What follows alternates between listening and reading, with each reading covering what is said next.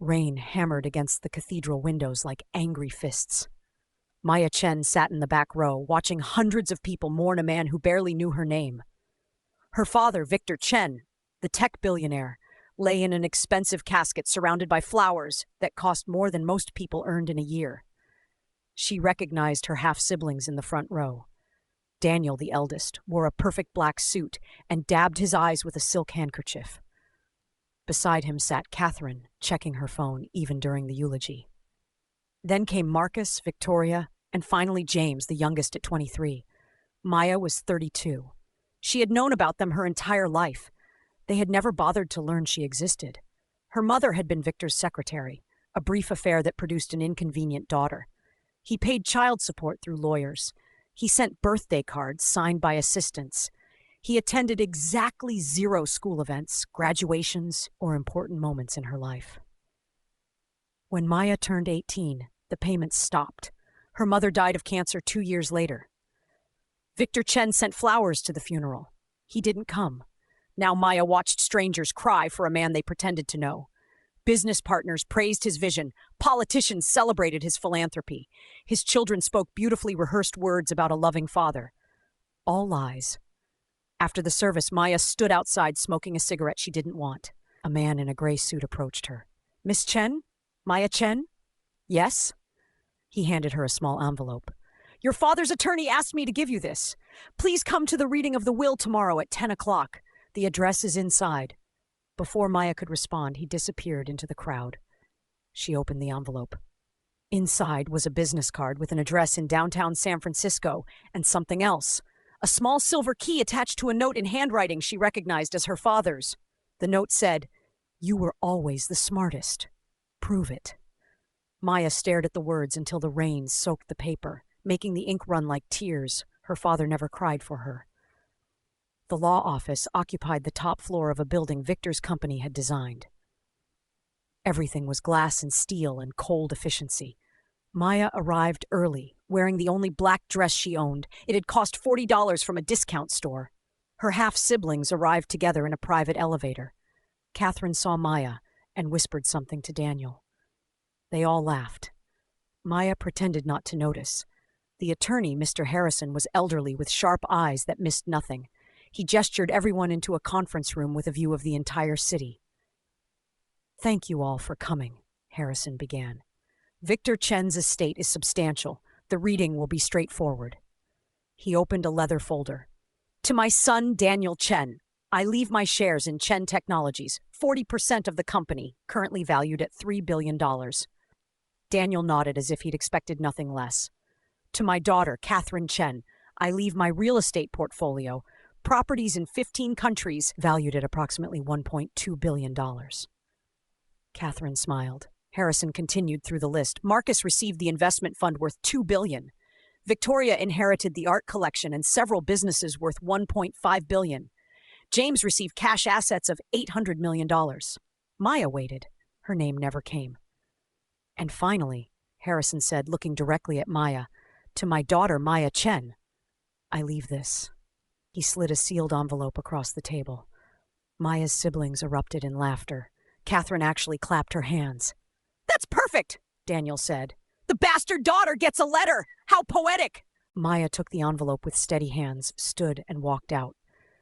Behind her, she heard Victoria say, "I almost feel sorry for her. Almost." In the elevator, Maya opened the envelope. Inside was a single piece of paper with an address, a date exactly 1 year from today, and a message. "Come alone. Bring the key. If you're as smart as I believe, you'll understand everything. If not, you were never my daughter anyway, VC." Maya folded the paper carefully and smiled. It was not a kind smile. The address led to a warehouse in Oakland that Victor's company owned. Maya waited until midnight to investigate. The building looked abandoned, windows broken, graffiti covering the walls, weeds growing through cracks in the pavement. The key fit a small door on the east side. Inside, motion sensors triggered lights revealing a space completely different from its exterior. Clean white walls, new concrete floors, climate control humming softly. And in the center of the room, a vault door like something from a bank. The key fit here too. The vault opened with a hydraulic hiss. Inside was a room lined with filing cabinets, computer servers, and a desk with a laptop. On the desk sat another envelope with Maya's name. Her hands shook slightly as she opened it.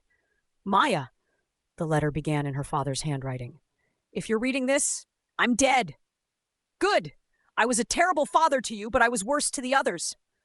I gave them everything: money, power, privilege.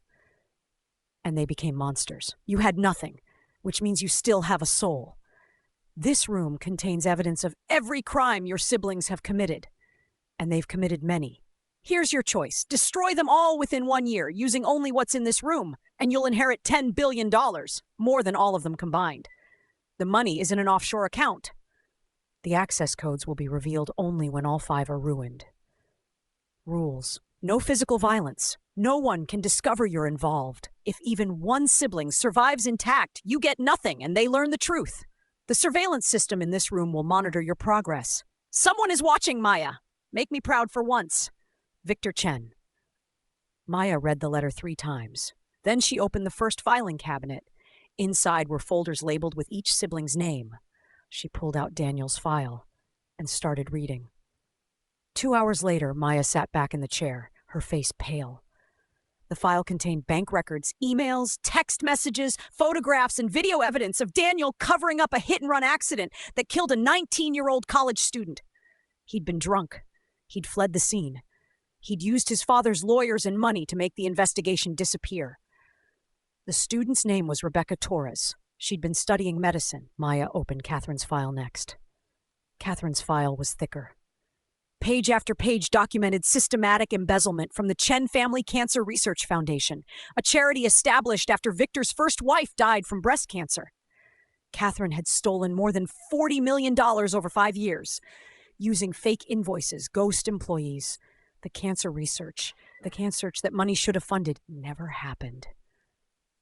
How many people died because of Katherine's greed? The file didn't say, but Maya could imagine. Marcus's file revealed something worse. He'd been the CFO of a Chen subsidiary that manufactured medical equipment. When an employee named David Park discovered Marcus was selling defective products to hospitals to increase profits, Marcus had framed David for insider trading. David went to prison for 3 years. He hanged himself in his cell after 2 years. The file included David's suicide note. Maya had to stop reading. Victoria's file made Maya feel sick. 10 years ago, Victor's first wife, the mother of Daniel, Katherine, and Marcus, had filed for divorce. She'd hired a lawyer and prepared to take half of Victor's fortune. Then suddenly, she withdrew the divorce, fired her lawyer, and 6 months later drove her car off a cliff. The police ruled it suicide. Victoria had found out about her mother's affair 20 years earlier and threatened to expose it unless her mother abandoned the divorce. The blackmail was detailed in emails Victoria had been careless enough to keep. Her mother's death hadn't been suicide. It had been murder by psychological torture. James's file was last. The youngest brother ran a medical tourism company that promised desperate people organ transplants at affordable prices. The organs came from victims in developing countries, people kidnapped, killed, and harvested. James had made over $100 million from this operation. The file contained photographs Maya wished she could unsee. She closed the last folder as dawn light filtered through the warehouse windows. Her father had been right. These people were monsters, and he'd given her the tools to destroy them. Maya didn't sleep for 3 days. She studied every document, memorized every detail, and created a timeline. Destroying 5 people in 12 months required precision. One mistake would ruin everything. She started with research. Each sibling had weaknesses. Daniel's weakness was pride. He was CEO of Chen Technologies now, desperate to prove he deserved the position. Any threat to his reputation would devastate him. Katherine's weakness was social status. She lived for charity galas, society pages, and the approval of San Francisco's elite. Shame was her worst nightmare. Marcus's weakness was paranoia. After framing David Park, he lived in constant fear of exposure. Pressure would break him. Victoria's weakness was control. She manipulated everyone around her. Losing control would destroy her psychologically.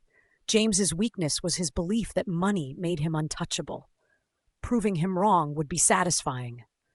Maya needed resources. She had $11,000 in her savings account. That wouldn't be enough. So she did something that made her feel dirty but necessary. She took out a loan using the warehouse property as collateral. Her father owned the building. As his daughter, she had some legal claim. The loan gave her $200,000.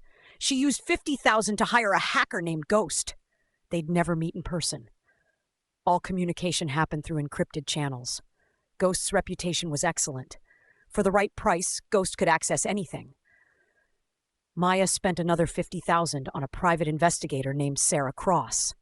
Sarah was ex-BI, disgraced after refusing to cover up a politician's crimes. She had nothing to lose and no love for wealthy criminals. The remaining $100,000 became Maya's operating fund. The plan was simple in concept, complex in execution. Month 1 to 2, gather additional intelligence and establish surveillance. Month 3 to 4, begin psychological operations against each target. Month 5 to 6, execute Phase 1 attacks, financial and social. Month 7 to 8, escalate pressure and watch them self-destruct. Month 9 to 10, final operations to ensure complete ruin. Month 11 to 12, verify destruction and claim inheritance. Maya created a war room in the warehouse. 5 boards, 1 for each sibling. Photographs, timelines, connections, weaknesses. It looked like something from a crime movie. She stood back and studied her work. "I'm sorry, Rebecca Torres," she whispered to the picture of Daniel. "I'm sorry, David Park," she said to Marcus's board. Then she got to work. Ghost delivered the first intelligence package 2 weeks later. Maya opened the encrypted files on a laptop that never connected to the internet. Daniel had been busy. As CEO of Chen Technologies, he was negotiating a merger with a Japanese firm. The deal was worth billions. Daniel's entire reputation rested on its success. Ghost had found something interesting. Daniel was manipulating stock prices through insider trading, using shell companies in the Cayman Islands. It was brilliant and completely illegal. If exposed before the merger completed, Daniel would lose everything: the CEO position, his fortune, and probably his freedom. Ghost had also hacked Daniel's personal email. The messages revealed affairs with 3 different women, massive gambling debts he hid from his wife, and frequent cocaine use. Any of this information, released at the right moment, would destroy him. Katherine's digital life was even messier. She kept detailed records of her embezzlement. Spreadsheets, bank transfers, everything. She'd grown so confident in her safety that she'd become careless. Ghost found her personal journal, kept on a password-protected document. Katherine wrote honestly about stealing from cancer patients, about laughing at her stepmother's suicide, about despising her father while spending his money. "She actually wrote, 'They're all so stupid they deserve to be robbed,'" Ghost's note said. This woman is a psychopath. Marcus's paranoia worked against him. He'd installed surveillance in his own home, recording everything. Ghost accessed the feeds. Maya watched Marcus drinking heavily every night, pacing his study, jumping at shadows. He was already breaking. Maya just needed to push. The surveillance caught something else. Marcus meeting with Chen Technologies' competitors, offering to sell company secrets. He was betraying Daniel while pretending to support him. Victoria's files revealed a woman who controlled her husband, children, and social circle through manipulation and blackmail. She kept detailed records of everyone's secrets, leveraged to maintain power. Ghost found these records on Victoria's private server. They included information about politicians, judges, and business leaders. Victoria was more dangerous than Maya had realized. James's operation was sophisticated. The organ harvesting business operated through 12 shell companies across 6 countries. Ghost traced the money flows, identified victims, and documented everything.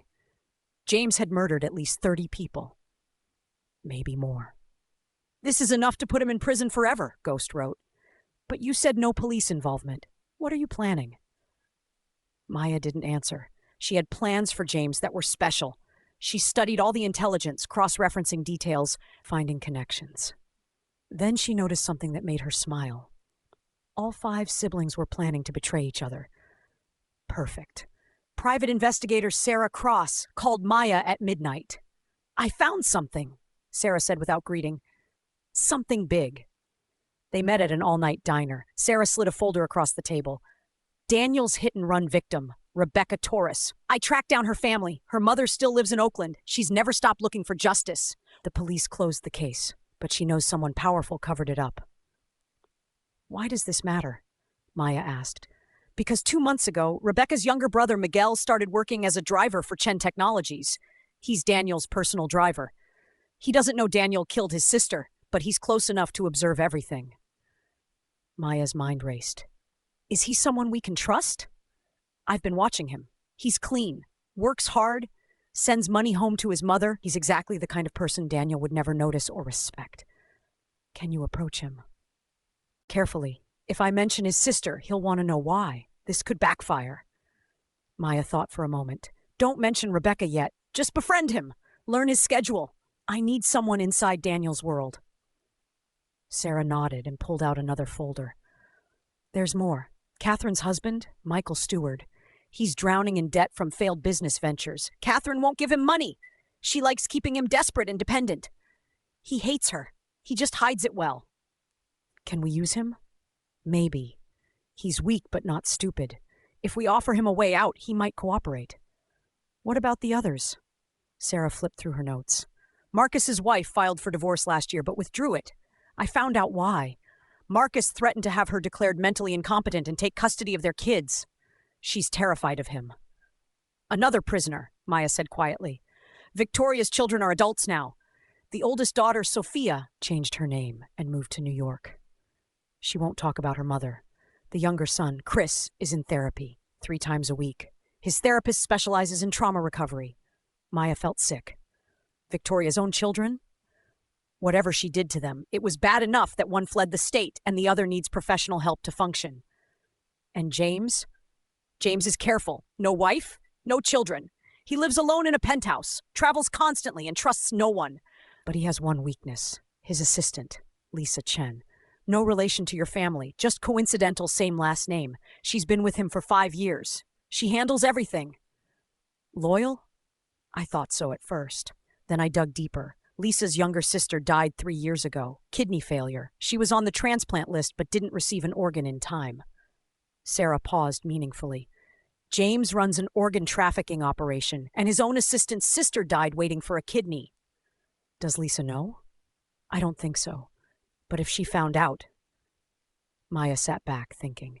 Pieces were falling into place. Her siblings had hurt so many people. Those victims could become allies.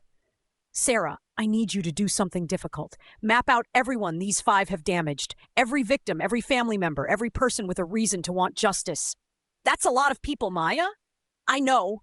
But we're not just destroying 5 terrible people. We're giving dozens of victims the justice they never got. That matters. Sarah studied Maya's face. You really believe that? I have to. Otherwise, I'm no better than they are. Maya began with Katherine. Not because she was the easiest target, but because her destruction would send a message to the others. Ghost had provided access to Katherine's personal accounts. Maya spent 2 weeks studying Katherine's embezzlement operation, understanding every transaction, every fake invoice, every stolen dollar. Then she created a simple plan. Katherine was hosting a charity gala, another cancer research fundraiser, ironically. 500 guests would attend, including journalists, politicians, and wealthy donors. Katherine loved these events. She performed goodness while stealing from the charity she claimed to champion. Maya bought a ticket using a false identity. She dressed in an expensive gown she'd rented, styled her hair differently, and wore colored contact lenses. Katherine wouldn't recognize her anyway. They'd met only twice in 30 years. Both times briefly. The gala was obscene. Ice sculptures, champagne fountains, an orchestra, and food most people couldn't afford to imagine. The charity might have received 10% of what was spent that night. Maya moved through the crowd. Invisible. She'd learned long ago that people didn't see what they didn't expect. A well-dressed Asian woman at a San Francisco charity gala was unremarkable. She found Katherine holding court near the bar, surrounded by admirers. Katherine wore diamonds that probably cost more than Maya's childhood home. She laughed too loudly and touched people's arms while accepting compliments. Maya slipped a USB drive into the jacket pocket of a journalist she'd identified earlier, Marcus Webb from the San Francisco Chronicle. He'd built his career exposing corruption. This would be his biggest story. The USB contained everything. Bank records showing Katherine's embezzlement, copies of fake invoices, evidence of shell companies, and Katherine's own journal entries admitting to the theft. Ghost had helpfully organized it into a clean, easy-to-follow presentation with damning highlights. Maya added one more file, a list of cancer patients whose treatment had been delayed or denied because the research money disappeared. 23 names. 8 had died. Then Maya did something theatrical. She'd had Ghost hack the gala's AV system. During Katherine's speech about making a difference in the fight against cancer, the screens behind her switched from the charity's promotional video to a simple slideshow. Katherine's journal entries, displayed one by one in large text. They're all so stupid they deserve to be robbed. Father's dead wife would be rolling in her grave if she knew I was stealing from her precious cancer charity. I made another $1 million this year from these idiots. They applaud while I rob them blind. The room fell silent. Katherine turned, saw the screens, and went pale. Someone screamed. Security rushed to shut down the presentation, but it was too late. 300 phones had recorded it. The video was probably already online. Maya slipped out during the chaos. She was blocks away when Katherine's world began collapsing. The journalist found the USB drive in his pocket 20 minutes later. By morning, Katherine Chen's embezzlement was national news. The media feeding frenzy was spectacular.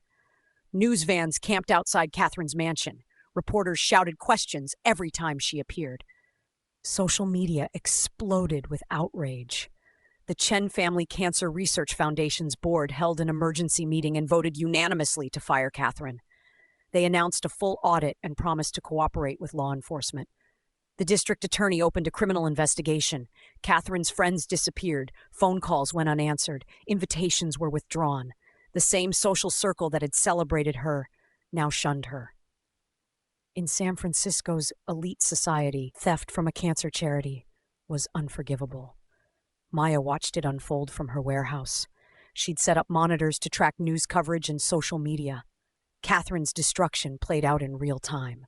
Katherine's husband, Michael, filed for divorce on day 3. Sarah had approached him carefully, offering evidence that Katherine had hidden money from him. Michael's weakness was greed. The promise of accessing Katherine's secret accounts made him cooperate enthusiastically. His divorce filing included detailed testimony about Katherine's crimes. He was saving himself by betraying her completely. On day 5, Katherine held a press conference. She looked terrible. No makeup, swollen eyes, hair uncombed. She read a prepared statement denying everything, claiming she was framed, suggesting political enemies were behind it. Nobody believed her. The evidence was too complete, too documented, too obvious. Katherine broke down, crying on camera. It became a viral clip with millions of views. Comments were merciless. By week 2, Katherine was charged with embezzlement, fraud, and tax evasion. Bail was set at $10 million. She could afford it, but paying would deplete her liquid assets. Her real estate portfolio, worth over $1 billion, became evidence in the criminal case. The court froze her accounts. Daniel, Marcus, Victoria, and James released a joint statement distancing themselves from their sister. They expressed shock and disappointment at her alleged crimes. They were protecting themselves, abandoning Katherine without hesitation. Maya felt no satisfaction watching Katherine's destruction. She felt tired. But every time doubt crept in, she remembered the 8 cancer patients who died because Katherine stole their research funding. Justice wasn't supposed to feel good. It was supposed to be necessary. On day 23, Katherine attempted suicide. She took pills and vodka, probably hoping to be found in time. Her housekeeper discovered her and called paramedics. Katherine survived. She was placed on psychiatric hold. Maya stared at the news report and felt something break inside her. Was this what her father wanted? Was this justice or just cruelty? She called Sarah. Katherine tried to kill herself. I heard, Sarah said quietly. How do you feel? I don't know. She deserved punishment, but this feels wrong. Maya, listen to me. 8 people died because of what Katherine did. Their families got no justice. You gave them that. Yes, it's ugly. Justice often is. But those 8 people are still dead, and Katherine is alive. Don't lose perspective. Maya hung up. She walked to the board with Katherine's information and marked a red X across her photograph. 1 down. 4 to go. While Katherine's drama played out publicly, Maya prepared her assault on Daniel. He was more dangerous than Katherine, smarter, more cautious, more powerful as CEO of Chen Technologies. Ghost had provided the evidence of Daniel's insider trading and market manipulation. It was sophisticated enough that casual observers wouldn't notice, but federal investigators would find it eventually. Maya just needed to accelerate that timeline. The merger with the Japanese firm was scheduled to finalize in 3 months. Daniel's entire reputation depended on its success. He'd told investors it would triple Chen Technologies' value. Stock prices had already risen based on anticipation. Maya studied the merger documents Ghost had stolen. The deal was legitimate, but Daniel had broken multiple securities laws to facilitate it. He'd traded on insider information, manipulated stock prices to make Chen Technologies appear more valuable, and bribed Japanese officials to overlook problems. And any one of these crimes could destroy him. All of them together would guarantee prison. But Maya wanted something more personal. She wanted Daniel to understand why he was being destroyed. Sarah had been cultivating a friendship with Miguel Torres, Daniel's driver. Miguel still didn't know Daniel had killed his sister Rebecca. Sarah reported that Miguel was decent, hardworking, and desperately loyal to his mother. He saved every dollar to help her. He deserves to know the truth, Maya told Sarah during their weekly meeting. Agreed, but we need to control how he finds out. If he confronts Daniel impulsively, he could get hurt. What if we showed him the evidence privately, let him decide what to do with it? Sarah considered this. It's risky. Miguel could go to the police, which might interfere with your plans, or he could do something violent. He deserves the choice. His sister was murdered. He's been driving her killer around for months. That's obscene. You're right, I'll arrange a meeting. 3 days later, Sarah brought Miguel to the warehouse. He was 24, thin, nervous, clearly confused about why a private investigator wanted to meet him. Maya had agonized over how to do this. There was no gentle way to tell someone their sister's death wasn't an accident. Miguel, she began, my name is Maya. I have information about your sister Rebecca's death. Miguel's face changed. The hit and run? That was 5 years ago. The police said they couldn't find the driver. They lied. The driver was found, but he was wealthy and connected. The case was covered up. Miguel stood abruptly.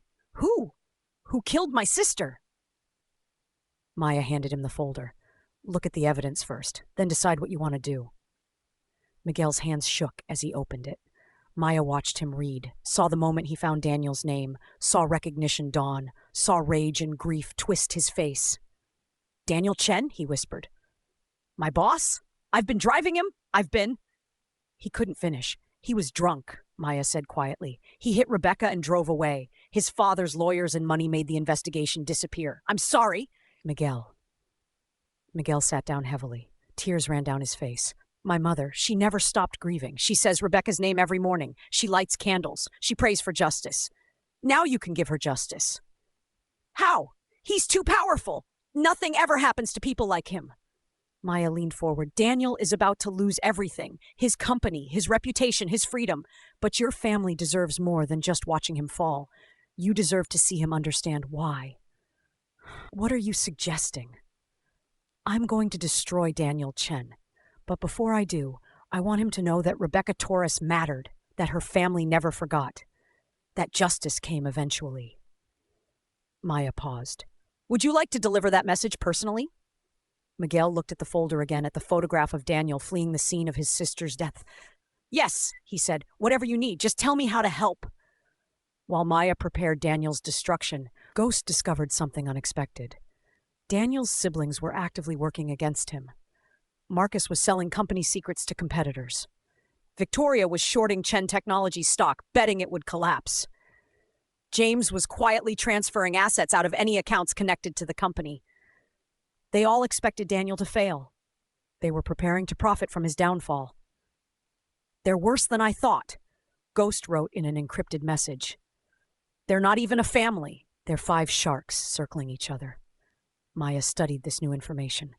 Her siblings' betrayals of each other created opportunities.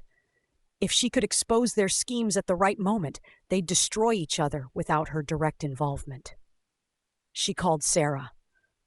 I need you to find out everything about Marcus's deals with Chen Technologies' competitors, who he's meeting, what information he's selling, how much he's being paid. Already on it. I've got surveillance on him. He's paranoid, but not careful enough. He thinks his siblings are the only threat. What about Victoria's stock manipulation? That's trickier. She's using offshore accounts and shell companies, but Ghost is tracking the money flows. We'll have evidence soon. And James?